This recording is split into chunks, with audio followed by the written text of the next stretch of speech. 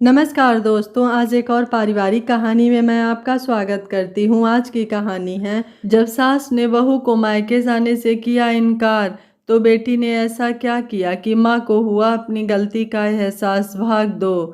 अगर आप इस कहानी का पहला भाग सुनना चाहते हैं तो उसका लिंक मैं आपको डिस्क्रिप्शन बॉक्स, एंड स्क्रीन और कार्ड तीनों जगह पर दे दूंगी और साथ में कमेंट बॉक्स में पिन भी कर दूंगी, तो आप वहां से भी जाकर सुन सकते हैं। तो रविवार को मेरा अवकाश रहता है, उस दिन ठीक रहेगा। अभी घर पर मिलना ठीक नहीं होगा, इसलिए आप लोग सिटी पार्क में पधारे, हम भी वहीं बैठकर बात कर लेंगे, यही ठीक रहेगा। कहकर मुकेश चाचा उठ खड़े हुए। अब हमें चलना चाहिए, इजाज़त दीजिए। चलो तो मिलते हैं रविवार को, रमाकांत जी बोले। उनके जाने के बाद अब चारों ने इस विषय पर चर्चा की और तय किया कि अगर सब ठीक रहा तो शादी 6 महीने के अंदर ही कर देंगे। देखते देखते यह 4 दिन कैसे बीत गए पता ही नहीं चला। रविवार को वह समय अनुसार सिटी पार्क में पहुंच गए। कुशल और अंश अंशिका ने जमकर मस्ती की। पार्क के इस कोने से उस कोने तक खूब दौड़े। सबसे ज़्यादा उत्साहित तो अंश था मामू के साथ पार्क आने पर। माँ और सविता क्या करना है, कैसे करना है की रूपरेखा बनाने में लगी रहीं और बाबा की नज़रें बार बार मुख्य द्वार पर टोह लेती रहीं कि मुकेश के साथ लड़की और उसके माता पिता अभी तक आए क्यों नहीं। शाम के 6 बजे मुकेश आता दिखा। उसकी भांजी अपने पति और बेटी के साथ वे पार्क में आ चुके थे और मुकेश इधर उधर उन्हें ही देख रहा था। रमाकांत जी ने हाथ के इशारे से उन्हें अपनी ओर बुला लिया। वह उन लोगों को लेकर सविता और उसकी माँ के पास पहुँच गए। सविता बच्चों के साथ खेल में व्यस्त अपने भैया को बुलाने पार्क के दूसरे हिस्से में चली गई। सविता ने बच्चों के साथ रहना मुनासिब समझते हुए भैया को पिताजी के पास भेज दिया। कुशल ने आकर चाचा जी और उन लोगों को प्रणाम किया और बैठ गया। लड़की के पिताजी ने कुशल के कामकाज के बारे में जानकारी लेकर कहा कि अब आप जो भी बात करना चाहो कर सकते हो, और उन्होंने बिटिया को उसके साथ जाने को कहा। वे दोनों उठकर पार्क के साथ लगते दूसरे भाग में चले गए। वहां जाकर कुशल ने सबसे पहले लड़की से उसका नाम पूछा। जी, मैं अर्पिता। बैठिए, क्या आपको मैं पसंद हूँ? जी हाँ। तुमने कहाँ तक शिक्षा प्राप्त की? जी, साइंस विषय से पोस्ट ग्रेजुएट हूँ। नौकरी करना चाहोगी या? जी, आवश्यक न हो तब तक नहीं, क्योंकि घर और बाहर दोनों जगह एक साथ काम करना ज़रा मुश्किल लगता है, पर अगर नौकरी करना ज़रूरी लगे तो कर भी सकती हूँ। आखिर शिक्षित होने के बाद भी ज़रूरत पर शिक्षा काम न आए तो क्या फ़ायदा। तुम मुझसे कुछ पूछना चाहती हो? जी नहीं, माँ ने बताया था कि छोटा सा सुखी परिवार है, और क्या चाहिए। फिर भी मैं कुछ कहना चाहूँगा कि बोलते बोलते कुशल चुप हो गया। आप बिना संकोच अपनी बात कहिए। हमारे यहाँ आकर बात करने का यही तो प्रयोजन है कि हम एक दूसरे की मन की बात जान सकें, ताकि आने वाले समय में कोई दिक्कत ना हो। कुशल ने फिर कहना आरंभ किया। अर्पिता जी, मैं आपसे पहले ही एक बात क्लियर कर लेना चाहता हूँ कि मेरे माता पिता और बहन से बढ़कर अभी तक मेरे लिए कोई भी नहीं है। कभी भी यह नहीं चाहूँगा कि मेरी पत्नी के कारण उन्हें कोई तकलीफ पहुँचे। उनके मन मुताबिक ढलना पड़ेगा तुम्हें। वो मेरे माता पिता हैं, उन्होंने कभी मुझ पर कोई आँच नहीं आने दी। अब मेरा कर्तव्य है कि उन्हें कभी कोई कष्ट न आने दूं। जैसा वो चाहे तुम्हें वैसा ही करना होगा। कभी उन्हें बदलने को मजबूर मत करना, मैं बस यही चाहता हूँ। जी, आप ठीक कहते हैं, मुझे स्वीकार है। उनका आशीर्वाद मिलता रहे, इतना ही काफ़ी है। तो मैं तुम्हारी हाँ समझूं? अर्पिता ने सिर झुकाकर स्वीकृति दी तो कुशल ने मुस्कुराते हुए उसे धन्यवाद दिया। अर्पिता ने शर्मा कर निगाहें झुका ली। वैसे एक बात और कह दूं क्या अर्पिता जी? जी, क्या? वह कुछ घबराई हुई। कुशल ने उसे घबराते हुए देखा तो हंसकर बोला, अरे अरे, ऐसी कोई बात नहीं है। मैं तो बस यह कह रहा था कि आप शर्माते वक्त और भी ज़्यादा खूबसूरत दिखती हैं अर्पिता जी। चलो तो फिर चलें। अर्पिता भी उठ खड़ी हुई। कुशल उसे भी खूब भाया। वे दोनों अपने परिवार के पास आकर खड़े हो गए। उन्हें आया देख सविता ने आंखों के इशारे से अपने भैया को पूछा कि मुलाकात का क्या नतीजा रहा। उसने भी थम्सअप की साइन देकर अपनी राय जाहिर कर दी। सविता ने ताली बजाते हुए सबको भैया की राय बता दी और अर्पिता को देखकर बोली, अब मैं आपको अपनी भाभी बुला सकती हूँ ना? अर्पिता ने निगाहें झुका ली और रोमांचित होकर मुस्कुरा दी। उसके पापा कमल किशोर जी ने जो मिठाई का डब्बा साथ लाए थे उसमें से मिठाई निकालकर सभी का मुंह मीठा करवाया और रमाकांत जी ने उन्हें गले लगाकर बधाई दी। शालिनी जी ने भी अर्पिता की मम्मी को मुबारकबाद दी और अब घर पर आकर टीका करने का रोकने की रस्म करने का न्योता दिया। अब हम अपने पंडित जी से मिलकर कोई अच्छा सा मुहूर्त दिखवा कर आपको बताते हैं। कहकर वे सब उठ खड़े हुए। सब अपने अपने घर को चले गए। रात के 9 बज गए थे उन्हें घर आते आते। बच्चों को भी अब नींद आने लगी थी। पार्क में खूब धमा चौकड़ी जो मचाई थी आज। जल्दी से सविता ने पहले बच्चों को रोटी और जैम खाने को दिया, फिर माँ की मदद से खाना भी बना लिया। बच्चों को नानू और मामू ने उनके बिस्तर में सुला दिया। आज तो अंश ने कहानी भी नहीं सुनी, बहुत थक गया था शायद। माँ ने खाना परोसा। सबको खाना खाते खाते और सविता को रसोई समेटते रात के 11 बज गए थे। शुभ रात्रि। अच्छा, अब कल बात करते हैं, मुझे भी नींद आ रही है, कल ऑफिस भी जाना है, कुशल ने कहा। चलो सभी सो जाओ। ठीक है, कल ही बात करते हैं, शालिनी देवी भी कहते हुए लाइट्स ऑफ करके लेट गई। पर सविता को नींद नहीं आ रही थी। वो तो कुछ और ही सोच रही थी। उसकी सोच में अपना घर परिवार घूम रहा था। वह सोच रही थी कि अब जाने कब घर से सासू जी का बुलावा आ जाए, फिर तो उसे जाना ही होगा। उसे मायके आए 10 दिन हो गए थे, पर ये वक्त कैसे फुर्र से उड़ गया उसे तो पता ही नहीं चला। वैसे भी बड़ी मुश्किल से तो 7 साल के बाद उसे मायके आने को मिला था। अब 6 माह तक शादी की बात हुई तो दोबारा आना होगा। क्या मुझे भेज देंगी सासू माँ? यही सोच सोच कर वह परेशान सी हो रही थी।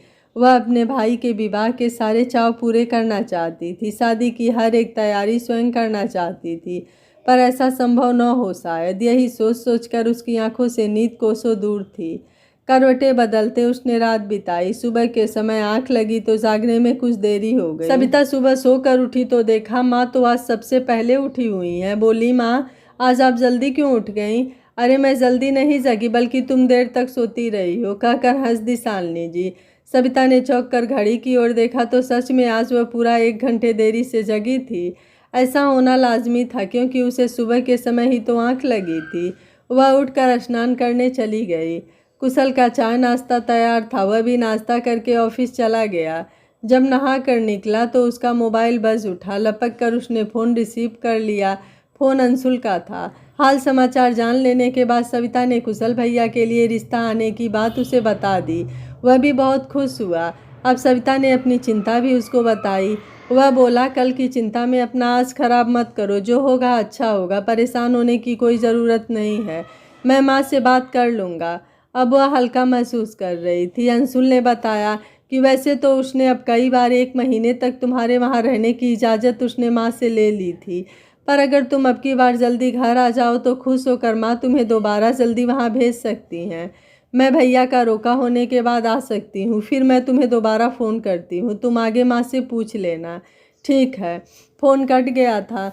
मुकेश चाचा ने दोपहर में फ़ोन करके आने वाली पूर्णिमा को रोका करने की सूचना रमाकांत जी को दी। जी, पूर्णिमा को तो 4 दिन ही बाकी हैं। चलो ठीक है, हम रोका कर देते हैं, फिर शादी की तैयारियां करने को समय भी मिल जाएगा, माँ ने कहा। चंद लोगों की उपस्थिति में रोके की रस्म करने का विचार है हमारा। तुम दामाद जी को भी बुला लेना, बाबा ने कहा तो सविता बहुत प्रसन्न हुई। बाबा, मैं अपने भैया की शादी की शॉपिंग, भाभी के कपड़े, जेवर, एक एक चीज़ खुद पसंद करके लाना चाहती हूँ, इसलिए रोके के बाद मुझे आप विदा कर दीजिए, ताकि शादी की तैयारियां करने में फिर जल्दी से आ सकूं।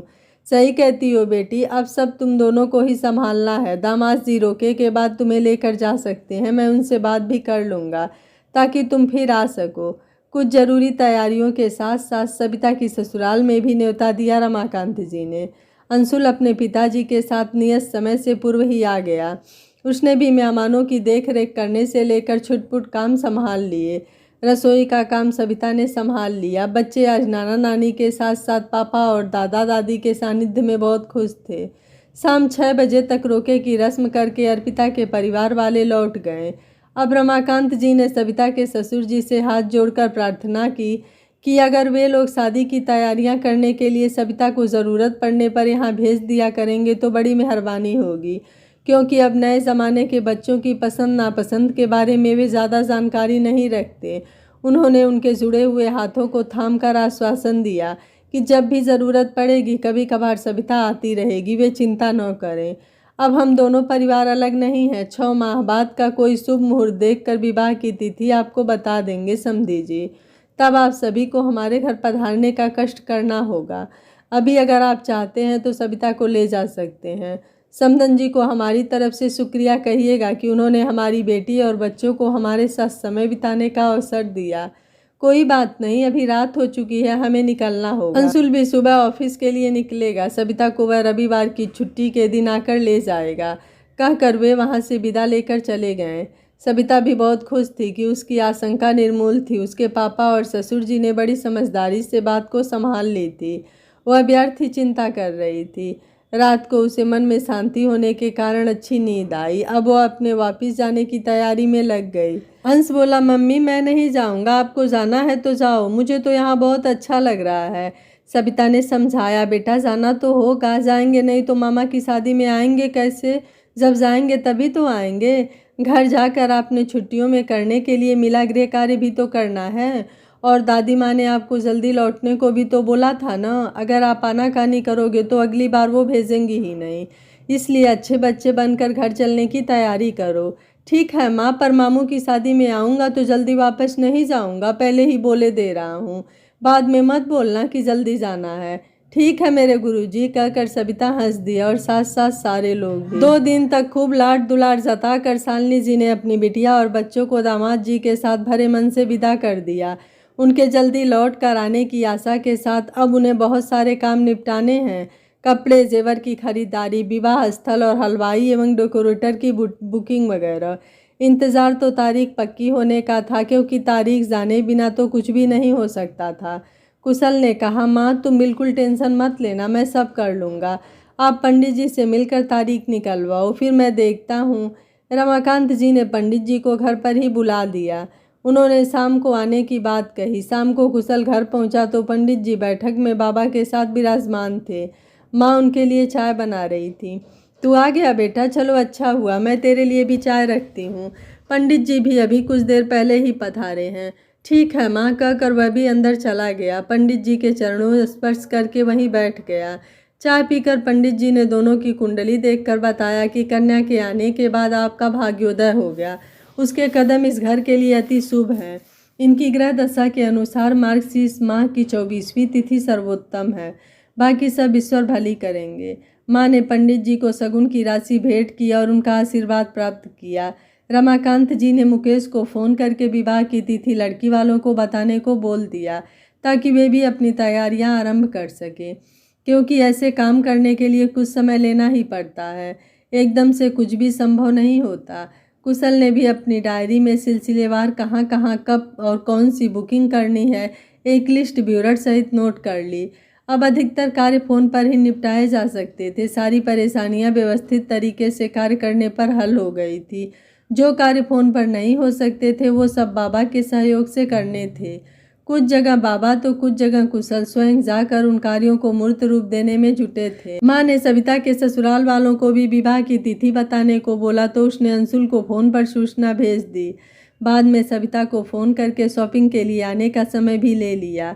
1 माह के बाद सविता 2 दिन के लिए आई और तमाम इंतजामात भैया के साथ मिलकर कर दिए।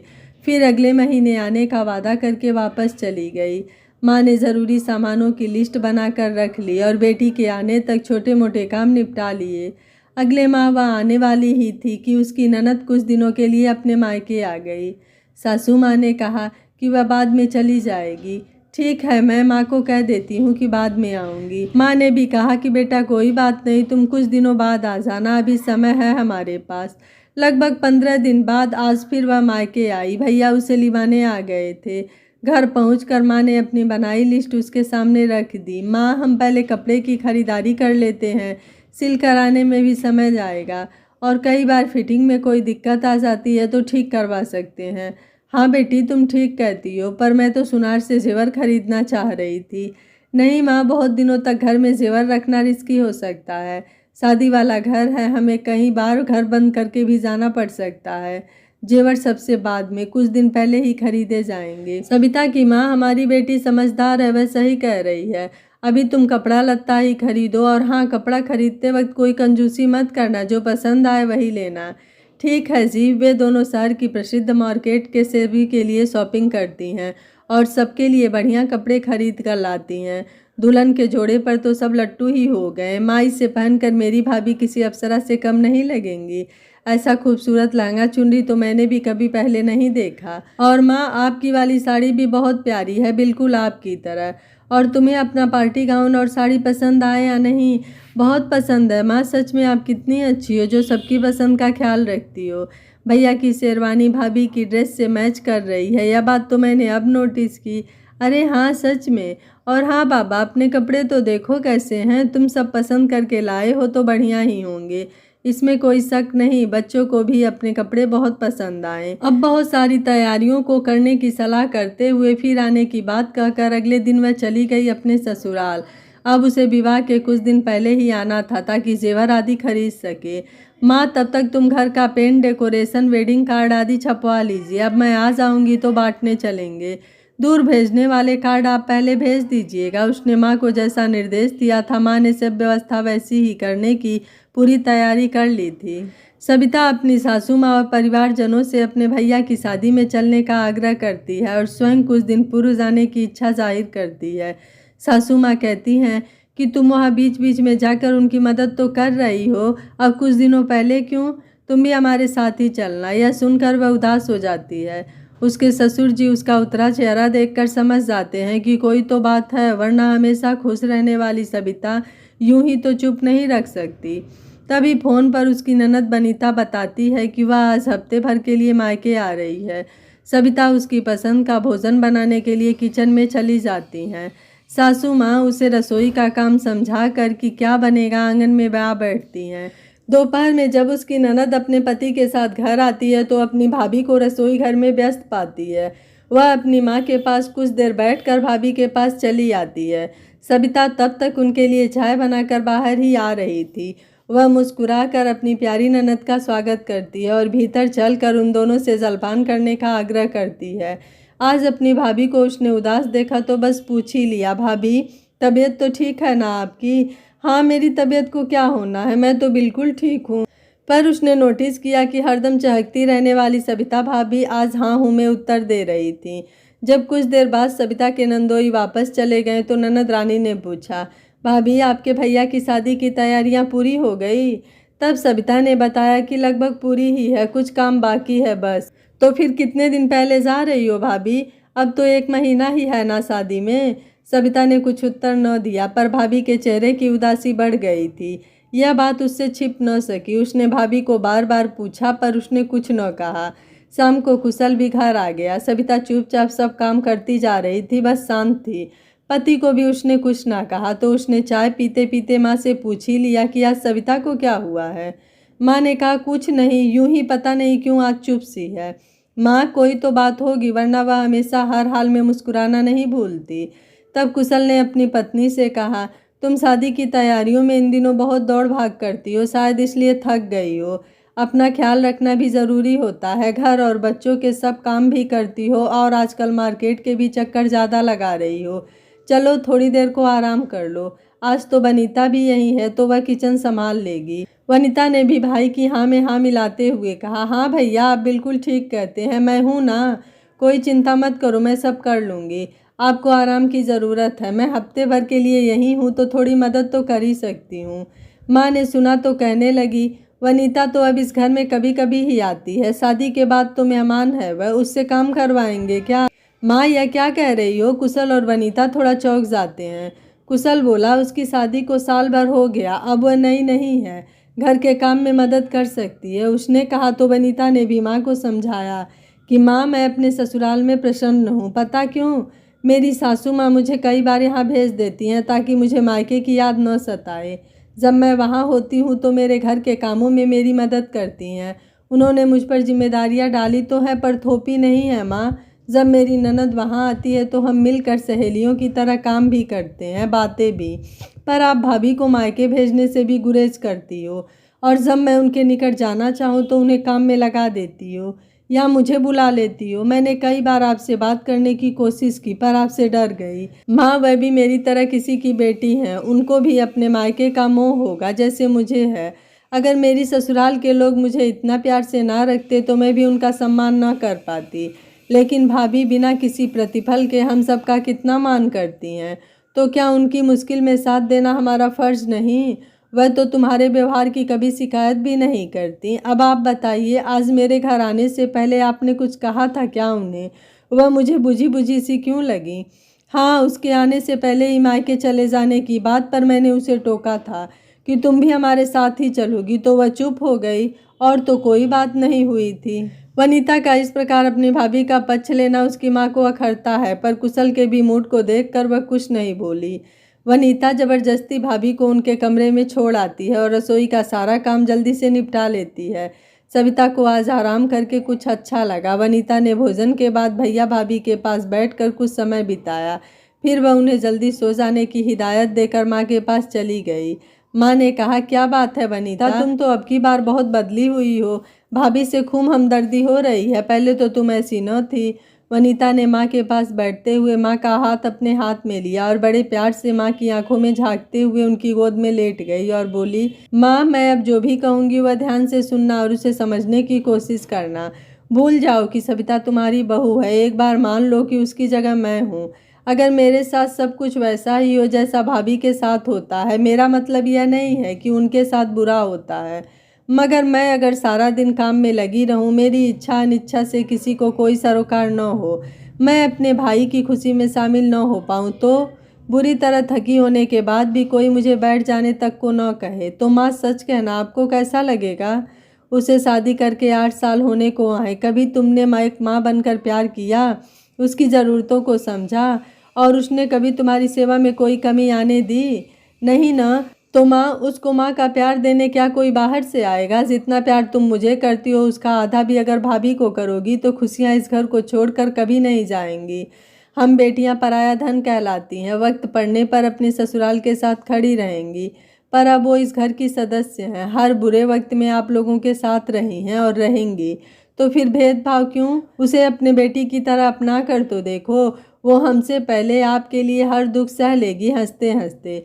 वनीता ने कहा, मैंने जो कहना था वो कह दिया। अब आप क्या समझेंगी क्या नहीं मैं नहीं जानती, पर यह जरूर चाहूँगी कि अपनी दकियानुसी सोच को छोड़कर ज़माने के साथ आगे बढ़ो। बाकी आपकी मर्जी। अच्छा चलो, अब रात बहुत हो गई है, चलो सो जाओ, कहकर वह सो जाती है। सुबह सोकर उठी तो अपेक्षाकृत सविता का तनाव कम था। आराम करने से उसे मानसिक शांति मिली थी और पति और ननद की सहानुभूति भरी बातों से सुकून, वरना तो वह सदैव स्वयं को अकेला पाती थी और अक्सर तनाव में आ जाती थी। किसी से वह अपनी पीड़ा कभी बांटती जो नहीं थी। पीड़ा बांटी भी तो उसी से जाती है जो सामने वाले का दर्द समझे। आज पहली बार किसी ने उसे समझने की कोशिश की थी। उठने के बाद भी लेटे हुए वह यही सब सोचकर सुकून का अनुभव कर रही थी। अंशुल वॉशरूम में थे कि दरवाजे पर दस्तक हुई। सविता ने उठकर दरवाज़ा खोला तो सासू माँ ने चाय का कप उसकी तरफ बढ़ाते हुए पूछा, अब कैसी तबीयत है बेटी? सविता सासू माँ का मुँह ही ताकती रह गई। उसे उनसे ऐसे प्रश्न की उम्मीद जो नहीं थी। माँ ने हाथ पकड़कर उसे पलंग पर बिठाया और बोली, मुझे माफ़ कर दे मेरी बच्ची, मैं तेरी गुनाहगार हूँ। नहीं माँ, आप ऐसा क्यों कह रही हैं? ना बेटा, कह लेने दे। मैंने हमेशा तुझ पर एक सास की तरह हुक्म चलाया है, पर तुमने कभी भी पलटकर कुछ नहीं कहा। मैं अपनी गलती स्वीकार करती हूँ। तुझे अपने भाई की शादी में सच में जल्दी जाना चाहिए। तू वहाँ 10 दिन पहले चली जाना और बाद में भी सारे काम निपटा कर ही आना। अगर तू नहीं संभालेगी तो कौन संभालेगा वहाँ की जिम्मेदारियाँ? और तुझे यह सब संभालना भी तो उन्हीं लोगों ने सिखाया है, और आज उन्हें तुम्हारी ज़रूरत भी है, तो तुम वहाँ अवश्य चली जाना। देखो ना तुम्हारी तो चाय भी ठंडी हो गई। अंशुल भी नहा कर आता ही होगा। तुम दोनों बाहर ही आ जाओ। आज हम सब मिलकर चाय पीते हैं। यह ठंडी हुई चाय मैं ले जाती हूँ। और वह सविता के सिर पर अपनी ममता का हाथ रखकर चली जाती हैं। आज तो मानो सविता को मुँह मांगी मुराद मिल गई थी और यह चमत्कार हुआ था वनीता के समझाने से। तभी अंशुल भी बाहर आते हुए मुस्कुराया और उसने सविता को आलिंगन में भर लिया। वह बोला, मैंने सब सुन लिया है, बधाई हो तुम्हें, आज यहाँ भी माँ मिल गई। आज घर में फिर से रौनक लौट आई थी। सविता चहकते हुए यहाँ से वहाँ घूम रही थी। सारे घर में उसने अपनी जगह तो पहले ही बना ली थी, आज तो उसे सासू माँ के दिल में भी जगह मिल गई थी। तभी वनीता ने अपनी माँ के हाथों पर ताली देते हुए कहा, ये बात हुई ना, बताओ तो जरा कौन है वो, बहू या बेटी? सासू माँ ने भी पूरे उत्साह से कहा, बेटी। वनीता अपनी भाभी के गले लग जाती है और सविता उसे बहुत बहुत धन्यवाद देती है। आज परिवार में चारों ओर खुशियाँ ही खुशियाँ बिखरी है। यह कहानी आपको कैसी लगी आप मुझे अपनी राय कमेंट बॉक्स में ज़रूर दीजिएगा। वीडियो पसंद आया है तो वीडियो को लाइक शेयर एंड चैनल को सब्सक्राइब कर लीजिएगा। Thank you for watching. मिलते हैं अगली कहानी में।